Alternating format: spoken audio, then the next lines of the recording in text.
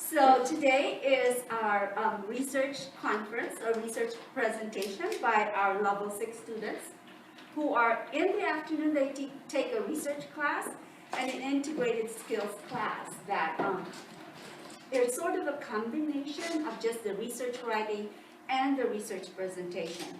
They have spent 5 to 6 weeks on the topic that you will hear today.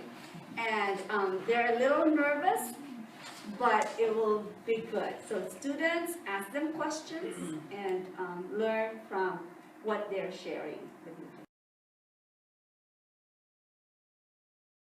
So today my topic is the value of AI, as you see. Sorry, I forgot. First of all, I'm Abdul Nazi from Saudi Arabia, level 6 student. And I really want to explain what is like the value of AI. And I'd like first to ask a question, like, what is AI? And what are these like smart machines that invaded our environment, like our lives? So many people still associate AI with science fiction dystopias, but that characterization is waning as AI developed and become commonplace in our lives. So who can imagine that AI or artificial intelligence becomes one of our household tools? For example, Alexa. This is my agenda today. So the notion of AI. So in the scope of this paper, AI can be defined as a section of informatics and applied computer science to pattern human proceedings of problem solving and transfer them to computers in order to invent efficient and new solutions.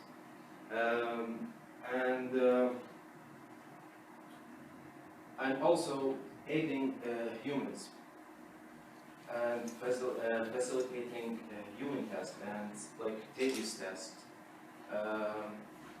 And the influence.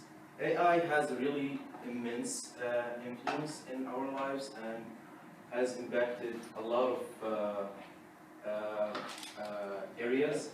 So you can see AI in marketing, in banking, in finance, as well as in agriculture, healthcare, in gaming also.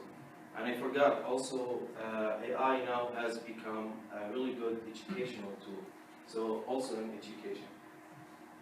My thesis statement is, despite the war of opinions regarding the danger of AI, its importance cannot be overlooked due to the reduction in human error and faster decision in business and medical fields in particular.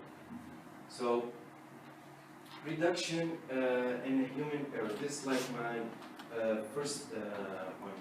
So now we live in the world that is loaded with big data, and as the size of data sets grows, the percentage of human error increases. So the AI input is required here, and also AI can, when we rely on AI, that will enable us to get in large data sets and can analyze the data in many ways and easier ways. And here is according to International Business Machines Corporation, roughly 78% companies say that is it important that results obtained from AI are fair, safe, and reliable. So here also we're talking about AI accuracy. So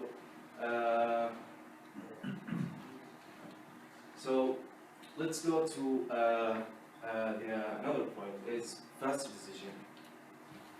And as we see here, it can speed. So I'm focusing here in the medical field. So speed up the medical diagnosis. So it's really helpful to the doctors and can reduce the doctor's effort. So AI has the potential to improve outcomes by 30 to 40%. At the same time, the cost of treatment by as much as 50%. And here, I will stop praising AI because there's a really a debatable thing here is the employment. So despite the great benefits of human, AI can pose a threat or danger to humanity due to many reasons, but I think that this is like a crucial reason. So some of the latest data from McKinsey Global Institute shows that by 2030, automation could take away up to 30% of the jobs that workers do right now. A total of about 800 million jobs. So that's really a huge number. And right now I'm thinking about like Walmart, by example. When you go to Walmart, you can get yourself checked by a machine instead of a counter. So that's can happen in the near future. Conclusion: humans need AI because the work that they need to do is increasing. So it changed and facilitated like our lives and human tasks. So for an individual through methods such as improving healthcare and business. And now, if anyone, I'm glad to have any questions. I have a question. I want to know the difference between AI and computer. The difference between AI and computer. Computer. Actually, AI is a subset from a computer. It's like one of the computer parts. So, like for example, I am a graduate student. I have a bachelor's degree in computer science, and in the next level, like I will go deeper in computer science in the field of AI. So AI is a part of computer science. And,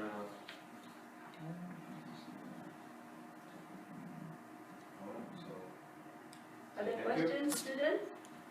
No, for. You get points if you ask. Oh, really? Okay. Oh, God. Come on. that was the Yeah, I points have a are question. doubled if you. Can AI make make a decision by itself? Oh, so you're talking about decision making? Now, yeah, AI can make a decision, but cannot make a decision without human intervention.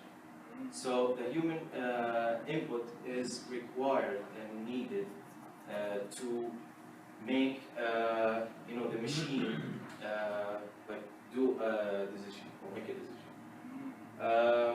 But it's also can help people. So it's helps us to make a better decision by like predictions, by data analysis, by a lot of tools. One Did I more answer? question. Yes. You said AI is working in education And education. Yeah. Can you give me an example? An example, like smart devices now.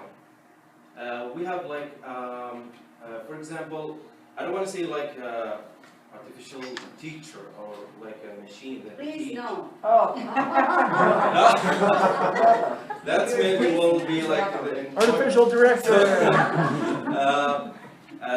That's not gonna happen, but through AI method, there are like a lot of applications like smart devices, like what I say, that can use predictions, like recommendations, so to aid the students to study and improve this study.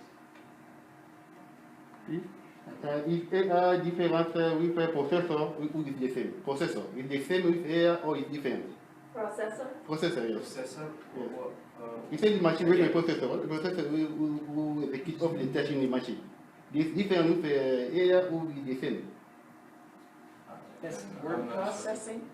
The processor. Processor, CPU. Just processor. And yes. It's for computers. Yes. So AI is something. Or you mean like processing? But in a, for example, in the computer, why side of the computer we can find the AI? In the processor or somewhere? No, it's like a system. It's like a system, and it's like machine learning. It's like deep learning. It's like when you teach the machine how to learn, how to mimic the human activity. So it's not like an application or a processor that you can maybe install on a computer or something like that. I'm not sure, but it's not like that. Yeah. I have a question. Can AI become more intelligent than human? Oh, that's actually maybe in my mini paper. I think Andy, you remember that. It's like the danger of AI in the future. There's like a term called super intelligent, which means that might happen like in the future that AI would be like greater than human. But I'm not expert.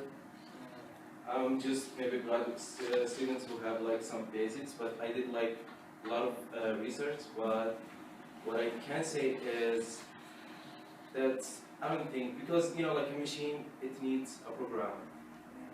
The question is, who's the programmer? So it needs someone. It's like the machine, it's just required or selected to do a specific task. So I don't think that can happen. Even though that I argued that, but I don't think that can happen. How many grades? Oh, you're counting your grades. Carla has it. We're so far in the hole, I can't ask 10 questions. Okay, you thought of that in the future we will have speed up the medical diagnosis, right? Yeah. So do you think that will nurses, maybe doctors, disappear in the future? Like the doctors, the job of the doctors? Like doctors will disappear like in the future and replaced? No, actually. Because in my opinion, in my personal opinion, so we need like, in every field, not only in medical field like doctors or whatever, so we need like creative brain. So brain is like natural. You cannot install a brain, like a human brain, in a machine and make it, feel like human. It can mimic human, but not in everything. So you need like someone who's expert in the field. So no, doctor will not be replaced, but maybe the effort or maybe some part of their job may the robot. What's the connection between AI and robotics? Because is robotic, are they both integrated, they go together, or do you Yeah, they study go them together. separately? Like expert systems, robotics, they are all together. They are artificial intelligence. So it's synonymous. Yes. Last question, Omar. No? It's okay for AI to take our job. Sure. So according to this, the statistic that I have shown you, maybe like 30%. So, and you can guarantee, you cannot guarantee that. Thank you.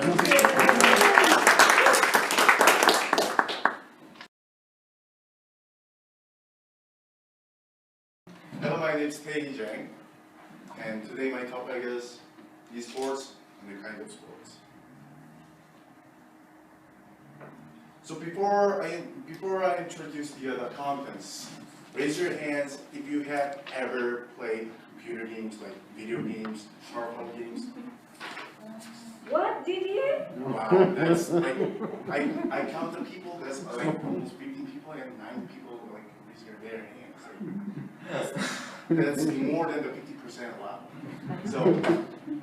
So I'm going to divide my topic, as the definition of the esports and the 3 main points: growth of the gaming industry, creating of new jobs for a young generation, and counter argument and the conclusion.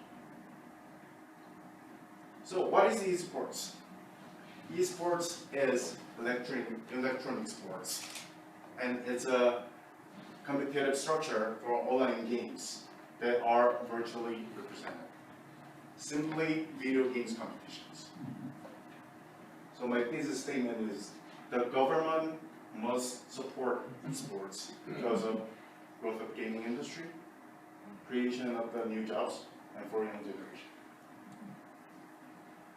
So the first main point, the first reason why the government must support esports because of the growth of gaming industry. As you can see the chart, the gamers are increasing every year. Last year, in 2020, more than 2.5 billion people have ever played games. And it expected more than 5% of the video games grow annually by 2023. And it will reach 3 billion people. That's nearly 40% of the world population.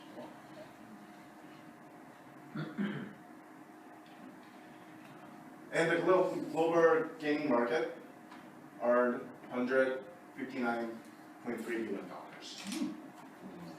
And as you can see the chart, according to the chart, China and the United States are leading the gaming market. And these are it includes the Germany, South Korea, Japan, and this chart shows every continent they earn money from the game. And the second reason why the government must support esports, the creation of new jobs. So surely the main job of the gaming industry, esports, is professional gamers. Worldwide, 15,000 gamers exist, and $200 million prizes money for the competitions. The professional gamers are increasing, and also international competitions are growing. The high quality international competitions, and they are, so the left one, his name is Bob. His in-game name is Boxer. Every gamers call him the creator of esports. And this one, his in-game name is Faker. Faker. Yeah. Gamers call he is the completion of the current esports. So beside of the professional gamers, it has thousands of jobs. Management, healthcare, developers, broadcaster, coaching, and producers. And it has more than 2,400 jobs. And it's a new way for career choices. And the big companies hire people. The big companies, for example, Samsung, Kia, and Hanwha is one of the biggest insurance company in Korea. And Red Bull also is in there, and Paris and Schalke. They are the professional soccer team in Europe. And these jobs, more than 2,400 jobs, it alleviating unemployment.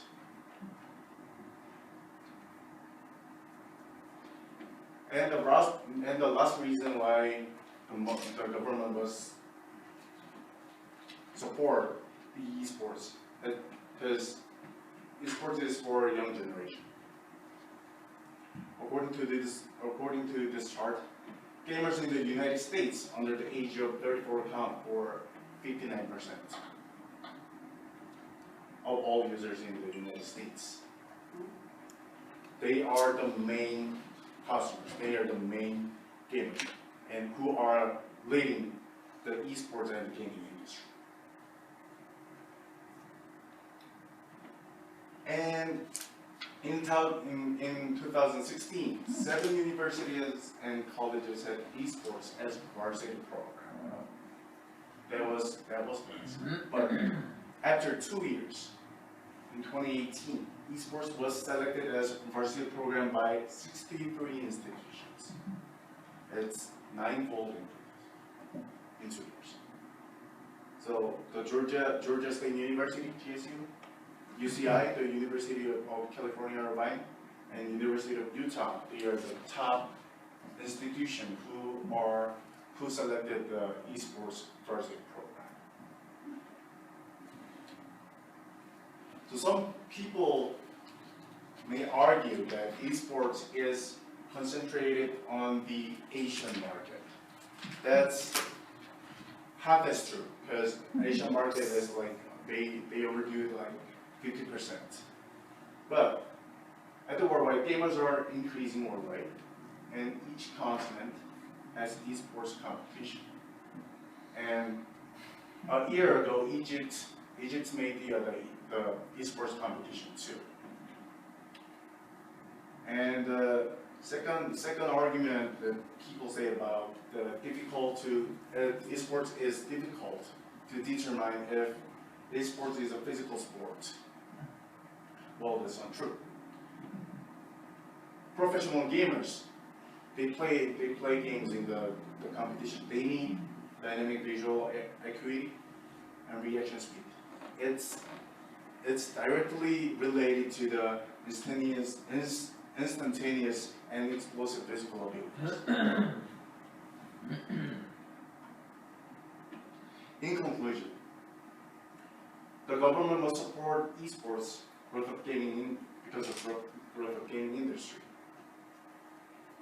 They can support the industry tax break and the financial support, and the creation of new jobs because they reduce the unemployment. And for young generation, they can support the human resource development and high school sports program. Thank you.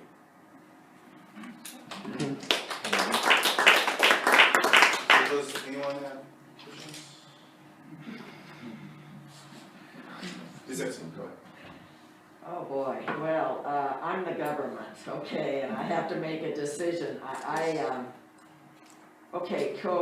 At these 3 universities, at Georgia, Irvine, and Utah, let me ask you this, can you major in this? Is this a minor, a major? Is it part of another major? When you said that, what's the connection? You said program, but It's varsity sports. So it's a sport program? Yes. Can you get a scholarship to these sport programs now?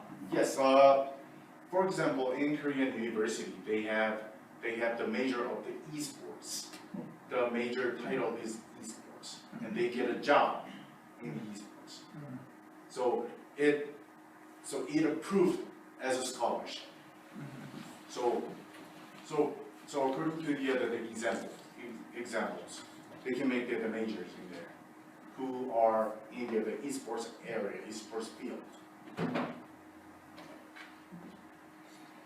And for the younger generation is my other question. The gaming and the younger generation, I'm not, other than giving them something to do, I'm trying to see the long-term effect of gaming, becoming a gamer. Now, if you're making a lot of money, that's obvious, but I don't think everybody that's gaming is making a ton of money. Yeah, in my personal experience, I was a professional gamer in 2011, and I didn't earn much of the money, like $3,000, but it's compared between right now, it's nothing. So. And so what kind of, like the people you pointed out, what can that gamer make? What kind of income is he making? The guy that created it and then the other guy? He plays games in the competition. Yeah, And they win the prize on the competition, and the competition too. So the past generation, they only can earn money from the competition, the tournament. But right now, the professional teams, they give the salaries to professional teams. So they get money every month. What would that be? I mean, just as a, what would be a professional every month be? Typical, what's a typical salary? Typical salary? Per month? Typical salary is $4,000. A month? A month. And that's Korea or is that US? That's Korea. Susan's getting ideas. Yeah. Back to Asia we go, right? But I think one of the things that came up when we were talking in research, and Diego actually did this, is in high school, where there are so many physical sports activities that students can join. There are others who might not want physical activity, so they can offer esports. That's a support that Katie is also talking about. Like, for the You can refer to the other sports too. Right. Yeah. Just one question. What is your name? My name is Didier. Didi? Yes. A student who learn e-sport in the university, what is their target? If to learn how to play this e-sport or how to build it? For the student who learn, you say that they did the program in university. The university teaches how the e-sport. Yes. But what is the target for the student? To learn how to play e-sport or to learn how to build the e-sport? Oh, so the university programs, Yes. they are growing the professional gamers. Only how to play it or how to The build it? professional gamers, and then it includes the broadcasters too, because like it's not the main competition, because the university program is under the main, so they are increasing the as broadcasters too, as coaching. So after finishing the university program, that's gonna be the one line of your career.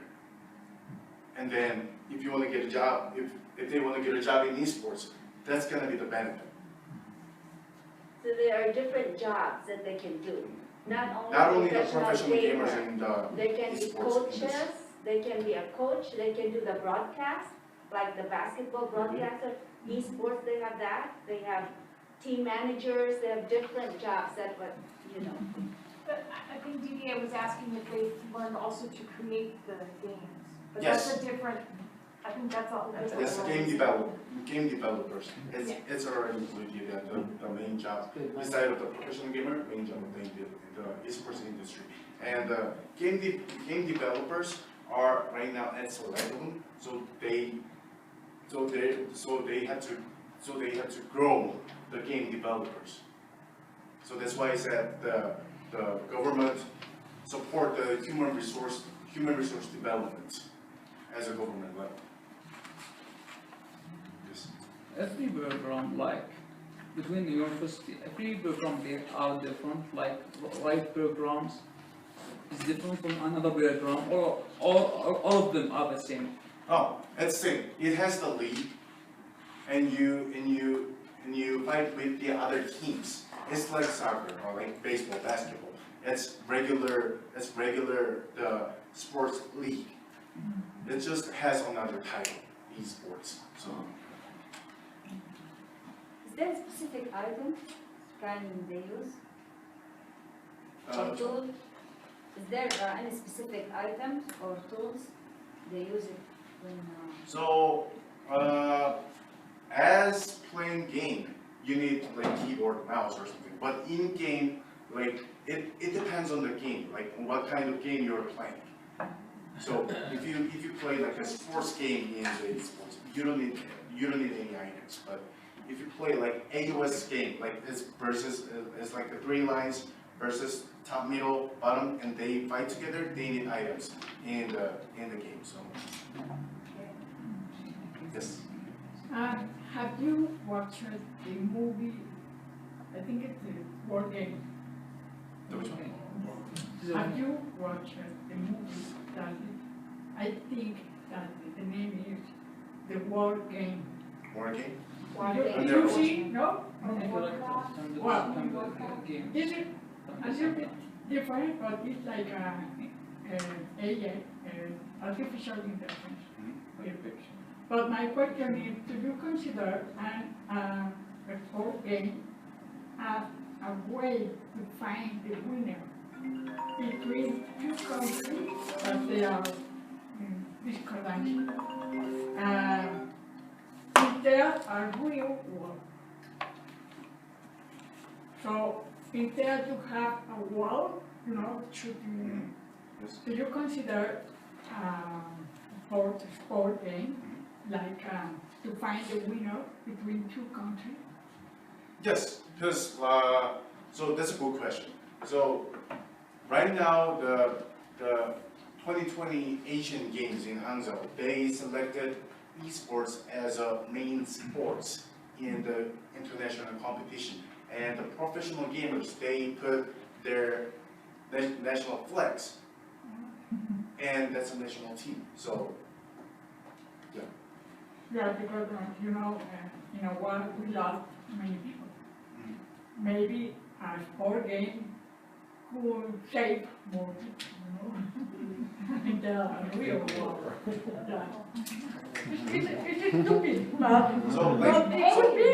So like we need to people we need to define esports as just a sport. So it includes the shooting games too, because one of the game Valorant is the shooting game, and that's right now that's the most popular FPS game, first person shooting game in all around the world. So we need to define. We are gonna define this game as the violent games or the sports. So we need to define this as a sports. Because it's in the esports area. Right, thank you.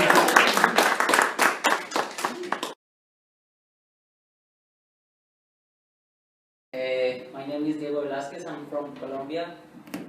Today, my research is about depression. So, sorry about that. I know that all the topics are really interesting, but depression is also interesting, but it's not as fun as AI and experts.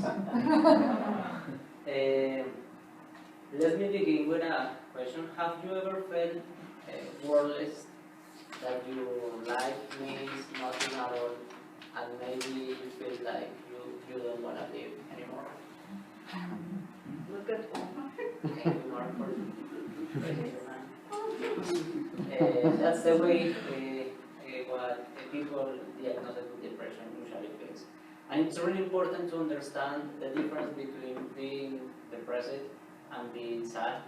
Some people think that because they feel sad, they're depression, and there are different aspects in your life that have to change in order to be diagnosed with depression.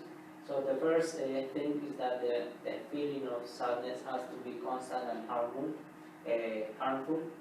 Also, that feel of sadness has to last for at least 2 weeks or more, and have to represent a real change in your lifestyle. It's not just that one day you feel sad and you start telling people that you are depressed. So it's really important to have in mind those changes. Also, there are other things as your mood change, the way you're feeling, you feel tired, you don't want to eat as much as you want, or you're eating more. So there are certain topics that change in your life, and you have to be aware in order to be considered depressed. Along my presentation, I'm going to talk about different treatments, or at least the best treatments for depression. So my thesis statement is, among the many options for treating depression, psychotherapy treatments, including interpersonal, psychodynamic, and cognitive behavioral therapies, prove to be the best in improving mental health. Moving into the first therapy, that is interpersonal psychotherapy, it's really important to know what is this therapy focuses on, and this focuses on the personal life of the patient. For interpersonal psychotherapy, personal life is the most important, and it is the reason why people get depressed. So interpersonal psychotherapy basically focuses on your interpersonal relationships. It focuses on how you interact with your family, with your friends, even with your husband or with your wife, and depends on how you interact with those people. It focuses on how you must be treated. Also, it's really important to know, and according to Michelle Davison, interpersonal psychotherapy is one of the best and is different from the others because it focuses on interpersonal relationships, as I mentioned before. It is also the emotions are not transferred. This means that the therapy is not focuses on the relationship between the patient and the therapist. It focuses on the relationship between the patients and their closest circle, family, friends, and other relationships with the patients. And it's short in time. This is really important because this therapy can last from 12 to 16 weeks, and it's shorter than other therapies, so it will help the patient faster than other therapies does. And finally, it focuses on the psychological symptoms. It's really important to focus on those symptoms, and these symptoms include low self-esteem and feelings of regret and feelings of guilty. That it's really important when a patient is diagnosed with depression. My next argument is our therapy, psychodynamic therapy, and this is also really important and has proven to be one of the best because it focuses on the internal conflicts and the unconscious issues. As we all know, in different moments of our life, we go through different moments or different difficult obstacles. And we as people, as a normal person, what we do is just to don't pay attention to those moments and try to move on with our life. But the problem is that not focusing on that problems, maybe later on life, we have to develop some issues, and that's what causes depression. So psychodynamic focuses on that internal conflict that people most of the time are not aware of. So the reason why this is one of the best therapies is because help the patient to uncover the subconscious problems or issues that they have in their daily life. So this is really important because, as I mentioned before, if you are not aware of what are you facing, you don't know how to face it. So being treated or talking to a therapist who help you to uncover their kind of issue, it's very important in your daily life. My final therapy is cognitive behavioral therapy. These have a different focus. This focuses on thought and feelings of the person. It's really important and has proved to be one of the best also because this therapy realizes thoughts can be as harmful as external factor.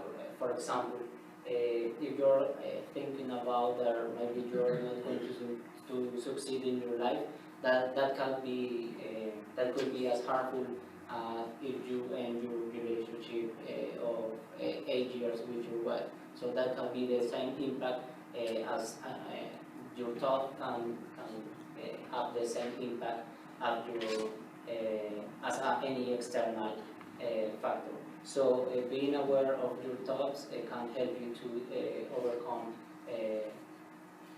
depression.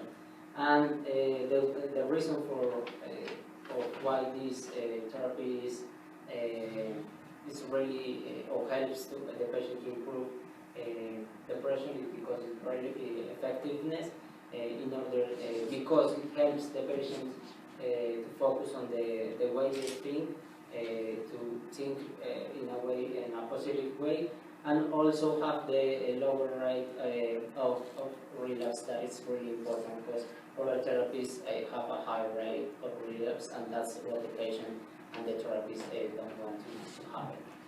However, people may say that this kind of therapy are not the best way to treat depression because there are living a really important fact behind that are the imbalance, the chemical imbalance that is generated in the brain, so that people may say that antidepressants are the best therapy for depression. That is my counter argument.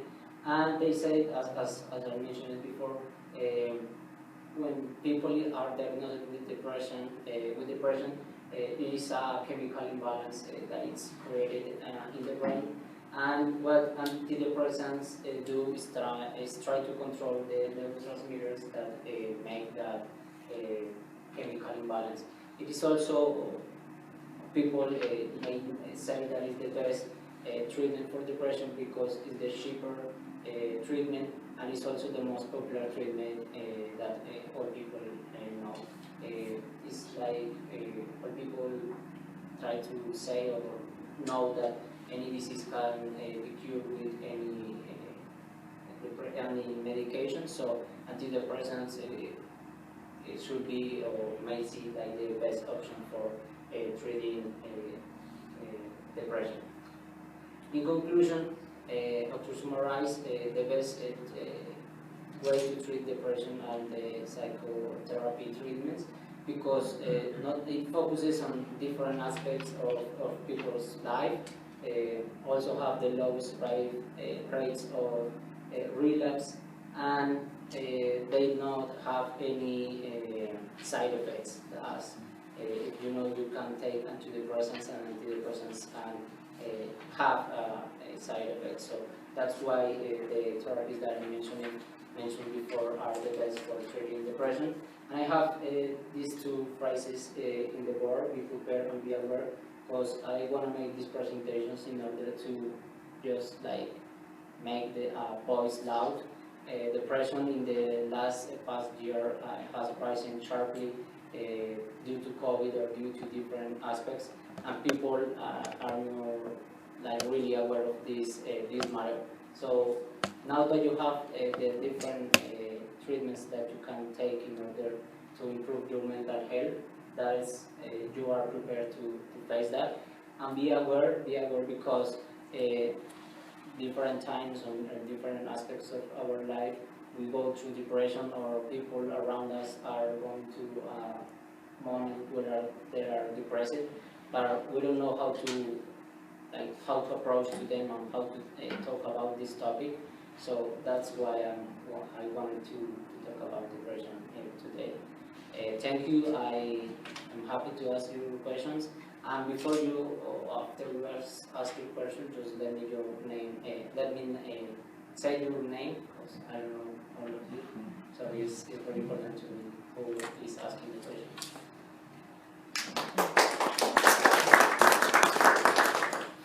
Yes. Do you think religion helps with depression?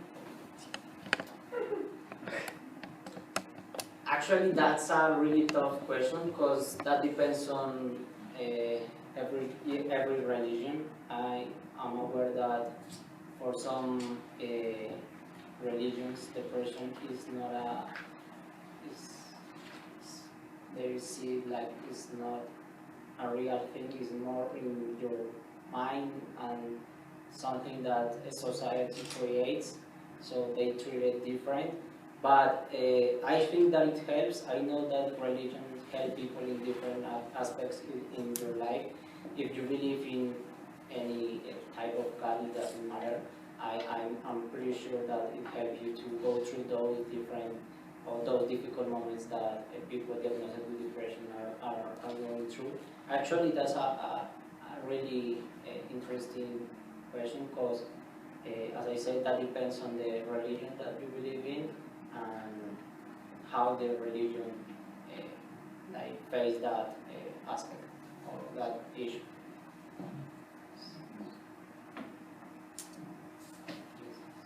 What is your, I'm interested in what prompted you, is it something from your experience? Because this is not your field of study, so what prompted you to, because you have such detailed information, you've obviously done some great research. What prompted you to be so interested? Is it something related to your family, your country, or just you? Yeah, I remember the first time that we do our presentation from Charlene, she said that you have to say something that people get interested, like the question that I did. And the first time I said that I have like, I don't know if the opportunity, but I was close to someone who suffered from depression. So I realized that it's a really big issue. And sometimes some people, they just don't pay attention. The person who was depressed told me that in some cases he or she said to someone that he or she felt depressed, and they just say like, oh, maybe tomorrow you will be better. So they don't see this as a real fact. So I was for she or he in that moment, and I realized that more people have to be aware and have to be prepared. Because sometimes, for example, if you feel or you're diagnosed with depression and you tell your parents, your friends, maybe they don't have the knowledge they just don't know how to handle this. So it's really important how to be prepared for this. And it's really difficult to go through depression, despite some people may think that it's not a big deal. Is there a number one reason for depression that you were able to isolate? I mean, there are probably multiple reasons, but is there one that generally pops up all the time, just out of curiosity? As you said, there are many reasons because people get into depression. Sometimes, for example,